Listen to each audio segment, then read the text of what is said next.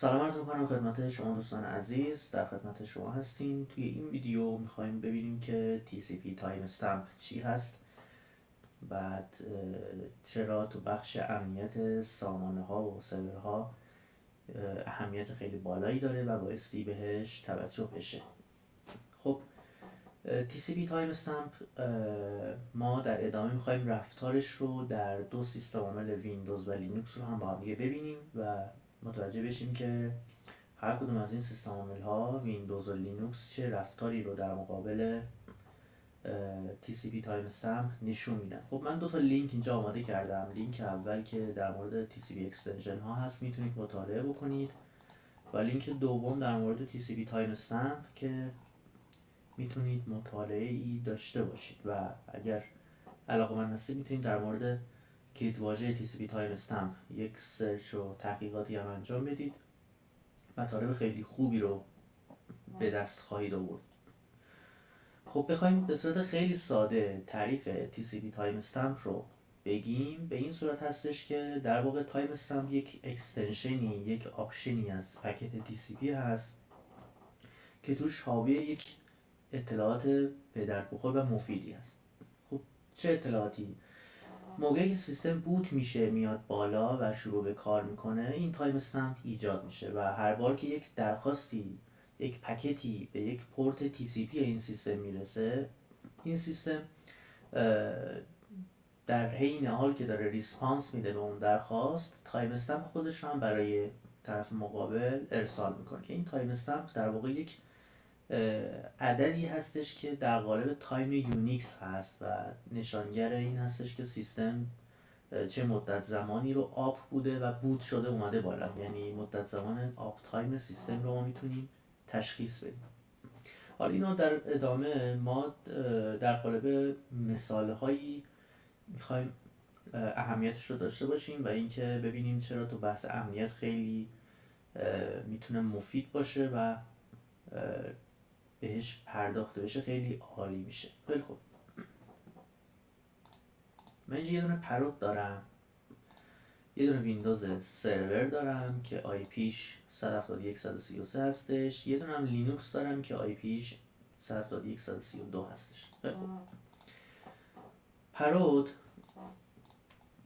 اینجا گفتم یک ترافیک رو برای من کپچر کن که TCP پورتش 3389 هستش. من میام از طریق NC به سیستم عامل ویندوز، در واقع ویندوز سرور 2022 و پورت 3389 یک درخواستی میفرستم. توی وایرشارک میبینید که سه تا پکت رو برای من کپچر کرد و پروتکل های همشون TCP هست. خب پکت اول که از سمت پروت من هست به سمت ویندوز سرور ارسال شده، بعد ویندوز سرور اومده بهش جواب داده. حالا جوابی که ویندوز سرور به این سیستم پروت من داده حاوی یک سری دیتا هست. به عنوان مثال تو قسمت آپشنز من TCP آپشن های مختلفی رو میبینم که از بین اینها من توی این ویدیو با تایم استمپ کار دارم.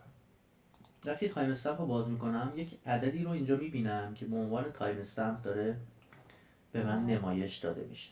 خب همونطور که مثالش هم در واقع تعریفش هم مطرح کردیم، تایم استمپ بیانگر مدت زمان آپ تایم بودن سیستم هست و در واقع از زمانی که این ویندوز سرور اومده بالا و داره کار میکنه، تایم استمپ اون همواره داره افزایش پیدا میکنه و آپ تایم سیستم رو نشون میده. حالا این آپ تایمی که اینجا به صورت یونیکس تایم داره نشون میده یا در واقع تایم یونیکس داره نشون میده، برای انسان قابل فهم نیست و همینو میشه به عنوان خروجی قابل فهم برای انسان در آورد و نشون داد. حالا کاری بهشون نداریم، من اینجا خواستم که به صورت خیلی کوتاه ببینیم چه اتفاقی میفته توی وایرشارک و الان به صورت جزئی تر هم بررسی خواهیم کرد. خیلی من اینو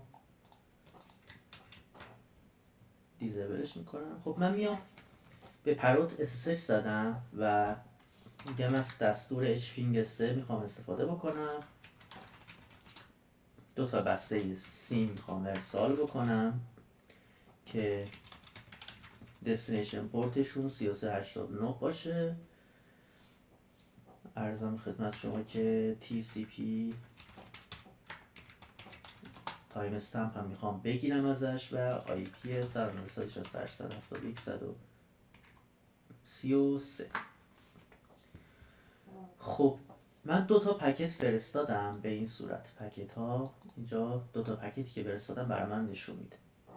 نکته‌ای که خیلی مهمه و دنبالش میگشتم سیستم آپ تایم سیمز هستش، یعنی حدس میزنه که آپ تایم سیستم من 0 روز و 0 ساعت و 54 دقیقه و 44 ثانیه باشه. یعنی میگه آپ تایم سیستم ویندوزی در واقع ویندوز سرور 54 دقیقه است آپ تایمش. یه چک بکنیم ببینیم که درست گفته یا نه. توی تاسک منیجر پرفورمنس سی پی یو آپ تایم رو 55 دقیقه و 20 ثانیه تشخیص داده و الان اینجا دوباره حساب بکنم همون 55 دقیقه. این اختلاف خیلی کوچیکم به خاطر این هستش که من دارم اینجا توضیح میدم، میرم روی ویندوز سرور نشون میدم، به خاطر همین. خب در واقع من بدون اینکه روی ویندوز سرور احراز هویتی انجام بدم، لاگینی انجام بدم یا یک فایلی به سمتش بفرستم یا هر اتفاق دیگه ای، من تونستم از این طریق آپ تایم سیستم عامل ویندوز سرور رو تشخیص بدم که الان فهمیدم آپ تایم ویندوز سرور 55 دقیقه است. حالا این آپ تایم مهاجم چه استفاده‌ای میتونه ازش بکنه؟ شما فرض بکنید نفوذگر مهاجم به سازمان شما نفوذ کرده و یک نودی در شبکه شماست به اصطلاح. حالا شبکه لوکال سازمانی هم در نظر نگیریم، شما فرض بکنید تو محیط پابلیک و محیط ریموت شما یک سری ویندوز سرور دارین که به عنوان مثال یک سری سرویس های مهم رو داره رام میکنه و به طور مثلا ویندوز سرور 2022 که الان داریم داره اسکیول سرور رو سرویس میده و از طریق اینترنت هم قابل دسترسی هست منیجمنتش. مثلا حالا مثال عرض میکنیم اینا رو. مهاجم میاد یک 2 تا پکت TCP رو به سمت پورتی که پابلیش کردین ارسال میکنه و تایم استمپ رو میگیره. تایم استمپ رو گرفت، به عنوان مثال نگاه میکنه که آپ تایم سیستم ویندوزی 45 روزه. خب میفهمه که 45 روزه که ویندوز سرور ریبوت نشده، شاتداون نشده و همچنان داره 45 روزه که مداوم داره کار میکنه. و از طرفی یه سری سورس هایی که داره و یه سری دانشی که در این حوزه داره، خب بالاخره مهاجم دیگه اینفورمیشن گدرینگ میکنه و متوجه میشه که 30 روز پیش مایکروسافت برای این نسخه از ویندوز یک آپدیت امنیتی بحرانی رو ارائه داده و به اصطلاح یه دونه سکیوریتی پچ براش پابلیش کرده، ولی این سیستم این آپدیت رو نگرفته. چرا نگرفته؟ چون وقتی سیستمی آپدیت میشه، پچ امنیتی میگیره، نیاز داره که سیستم ریبوت بشه بیاد بالا.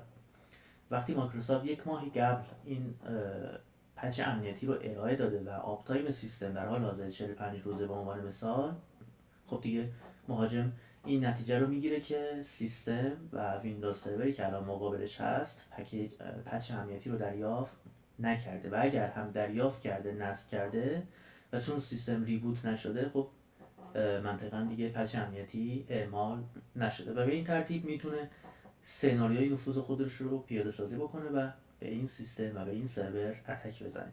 خب مثالی که زدیم یک مثال خیلی واضحی بود از اینکه آپ تایم سیستم به چه درد مهاجمی میخوره و به چه کارشون میاد. خب همونطور که اینجا متوجه شدین، خیلی راحت بدون که احراز هویتی انجام بشه، هر اتفاق دیگه ای بیفته، مهاجم میتونه 2 تا پکت بفرسته به سمت سرویسی که شما پابلیش کردین و بیاد چیکار بکنه؟ تایم استمپ سیستم شما رو به دست بیاره. وقتی تایم استمپ به دست آورد میتونه بر اساس اون نتیجه گیری بکنه و سناریوهای خودش رو پیش ببره.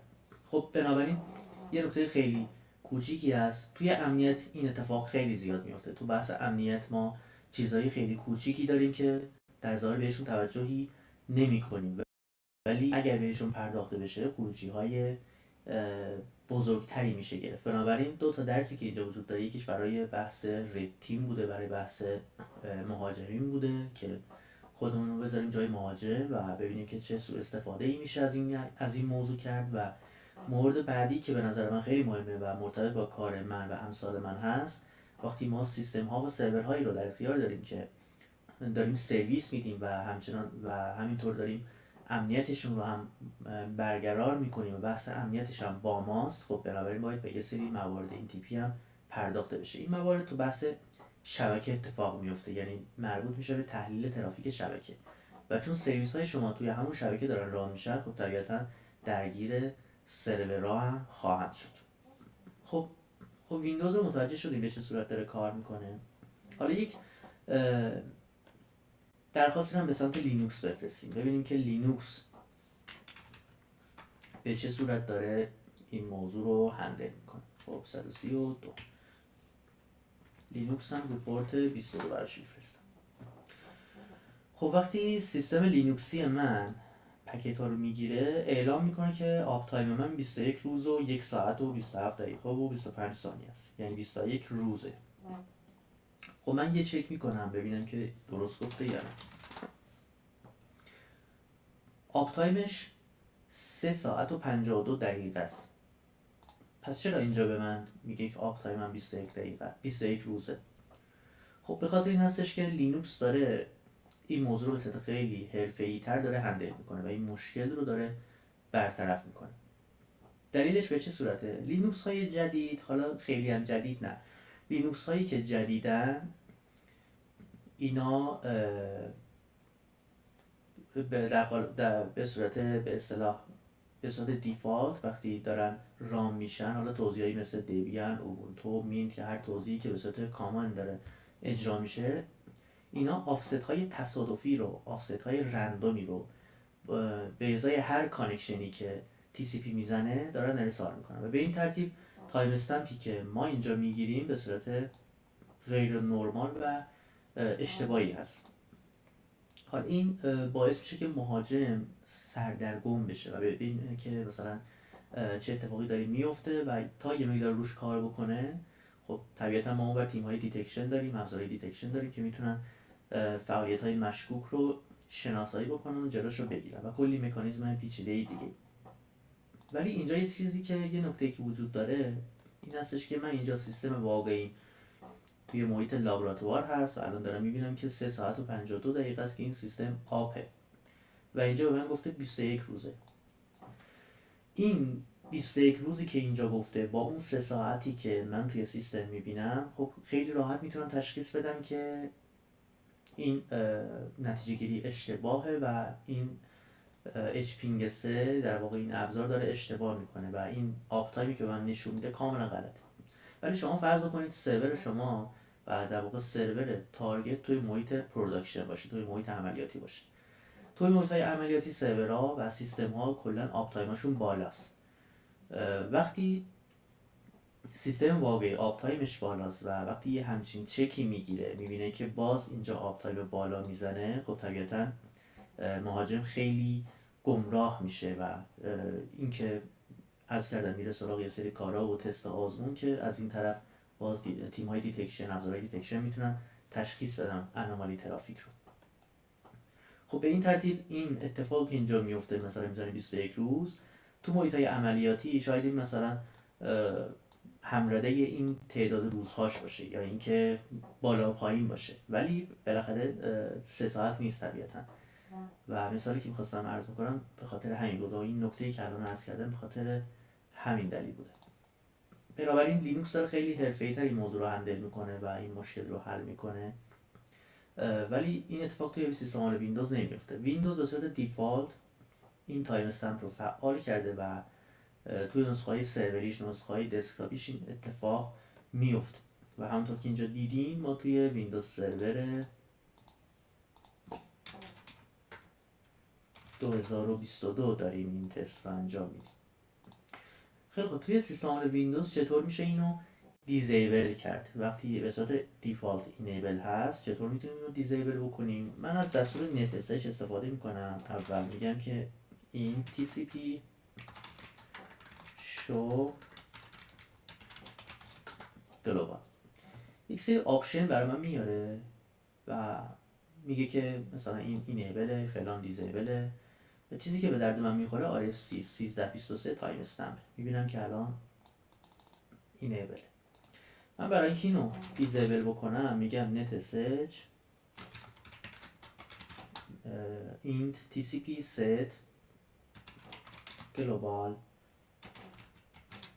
timestamps disable. اوکی، من الان دیزیبل کردم. یه چک دوباره بگیرم میبینم که اینجا دیزیبل شده. حالا یه بررسی مجدد میکنیم ببینیم که این بار چه اتفاقی میفته. خب میبینید که خروجی این بار کاملا متفاوته و هیچ آپ تایمی رو به من نمیده، فقط یه گزارش میده که میگه من 2 تا پکت رو ارسال کردم. خب ویندوز اینجا با این که داره دیزیبل میکنه تایم استمپ رو، ولی همانند لینوکس حرفه‌ای‌تر رفتار نمیکنه. مهاجم وقتی این تست رو بگیره خب میبینه که الان تایم استمپ دیزیبله و عملا دیگه هیچ کاری نمیشه کرد و میره سراغ سناریوی بعدی. ولی به نظر من بهتر بود مثل لینوکس حرفه‌ای‌تر رفتار بکنه و حداقل یک مقدار نادرستی رو نشون بده توی خروجی که حداقل باعث گمراهی مهاجم بشه. ولی لینوکس وقتی از ساختار زیبای لینوکس صحبت میکنیم دقیقا همین مواردی هستش که یه نمونهش رو توی این ویدیو داریم میبینیم. لینوکس داره حرفه‌ای‌تر این موضوع رو هندل میکنه و خیلی بهتر میشد که مایکروسافت هم به همین ترتیب میتونست این موضوع رو برطرف بکنه. خیلی خوب، چیزایی که مد نظرم بود رو سعی کردم دمو کنیم. حالا دوباره من اینو اینیبل خواستم بکنم. حالا دوباره یه چک میکنیم میبینیم که اوکی. چیزایی که مد نظرم بود تا توی این ویدیو بهش بپردازیم رو فکر کنم همش رو بهش پرداختم و نمیخواستم خیلی طولانی بشه. فقط خواستم تایم استمپ رو با اینکه یک مفهوم کوچیکی هست ولی خیلی اهمیتش بالاست و وقتی شما سرویس های عملیاتی دارین که توی محیط های عملیاتی دارن رام میشن، خب خیلی مهمه که تا جای ممکن به ریزترین مسائل هم دقت بشه تو بحث امنیت. چون همونطور که الان در قالب یک مثال هم عرض کردیم خدمتتون، تایم استمپ یک خروجی که ما میده مثلا میگه آپ تایم فلان سیستم اینقدره و در ظاهر شاید اصلا به درد نمیخوره، ولی از دید مهاجم و از دیدگاه امنیتی بخوایم به این موضوع نگاه بکنیم میبینیم که خیلی میشه خروجی های مثبت‌تر و بهتری هم ازش گرفت. امیدوارم که این ویدیو براتون مفید واقع شده باشه. خدا نگهدار.